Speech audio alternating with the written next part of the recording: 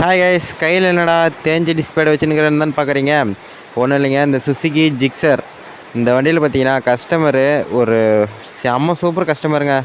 Disk pad மாற்றாமே ஓட்டியிருக்காரு. ஃபுல்லாக அப்படியே அந்த டிஸ்க் பிளேட் வருது பார்த்தீங்களா, அந்த பிளேட்டு மெலிசாக ஒரு அளவுக்கு தேய்ச்சிருக்காரு. அந்த அளவுக்கு இரும்பும் டச் ஆகினே ஓட்டியிருக்காரு.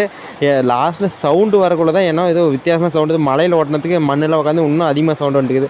அதனால தான் என்ன தோணுங்கிறாரு பார்த்தீங்கன்னா, இரும்பவே தேய்ச்சிருக்கு. அந்த அளவுக்கு ஓட்டியிருக்காரு.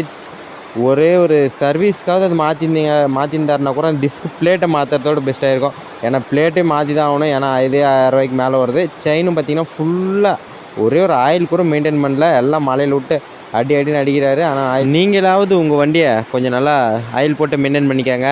ஏன்னா இந்த கஸ்டமர் மாதிரி யாரும் பண்ணாதீங்க. இந்த கஸ்டமர் பார்த்தீங்கன்னா ஒரு மெயின்டெனன்ஸும் பண்ணல. நீங்களாவது கரெக்டாக மெயின்டைன் பண்ணிக்கோங்க. நம்ம சேனலை பார்க்குற யாருமே சப்ஸ்கிரைப் பண்ணிக்கலாம். ஒரே சப்ஸ்கிரைப் பண்ணிட்டு ஒரு லைக் தட்டி விட்டு